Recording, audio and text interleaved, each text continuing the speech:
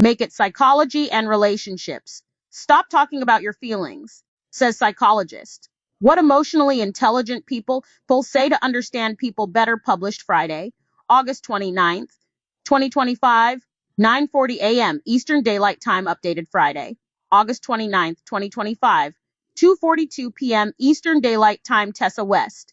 Contributor, Tessa Westniak X. Emotional intelligence is the secret sauce to getting ahead, both at work and in life. Even if it doesn't come naturally, having explicit conversations about feelings can help us understand each other. In fact, most of us are taught that the very first step we should take during a conflict is to tell people how they made us feel.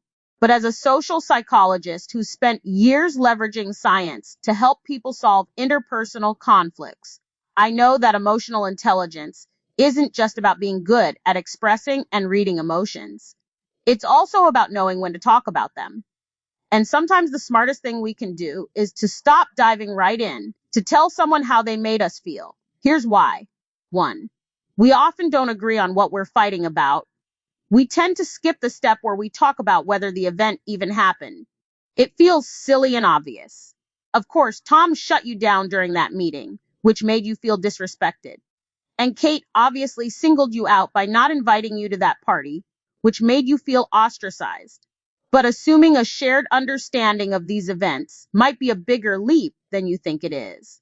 Maybe Tom noticed the group was still at an impasse with 3 minutes to go. If he didn't interject, everyone would disperse with no decision made. And Kate left a lot of people out of her invite list, not just you. In romantic relationships, it's common for partners to disagree on whether something did or didn't happen, and the degree of misalignment predicts outcomes like well-being and daily stress. What to do? You might want an apology from Tom. But the best opening move in cases like these is to talk about the specific behavior, not how you feel about it.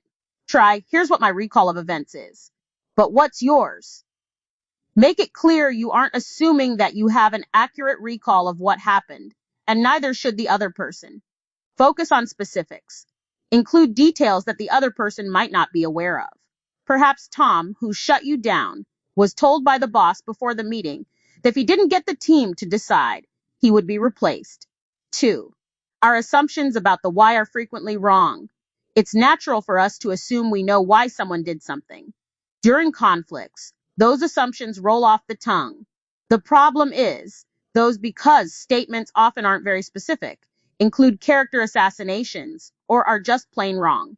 They're tied to how we feel about the other person. If we trust them, we go with positive explanations for bad behaviors. If we don't trust them, but we still like or love them, we choose negative explanations, but constrain them to the situation so they aren't too damning. If we don't trust or like them, we jump to the worst conclusions. What to do? Talk about why it happened. Try. I made some assumptions about why you did what you did, but I'd love to hear your side. Or, I know I assumed you interrupted me because you don't respect me. Can you help clarify why you did it? Admitting you made an assumption goes a long way. So does being curious and making room for another explanation. It can be all sorts of things. A preceding event, like in the example above. A misperception of would be an effective strategy, like telling a joke meant to ease the tension in the room that felt offensive to you. A deeply held personal value you weren't aware of, like, I never would allow someone to talk in the last 3 minutes of a meeting. That's sacred vote time. Resist the temptation to prove to your partner that the logic behind their why is flawed. That means avoiding, yeah, but statements like, yeah, but last week we were running out of time, and you didn't interrupt Mark. You're trying to resolve a conflict, not win it. 3. Our feelings change when we know more. Chances are, by the time you've gone through those first 2 steps, you have context, and you no longer feel the same emotions you wanted to lead with. What to do? Circle back to feelings later in the conversation. Try, now that we understand each other a bit more, how are you feeling about this? By going through this process, you'll make your relationship stronger. That's what happens when we open up to people about what's really going on in our heads and get curious about what's going on in theirs.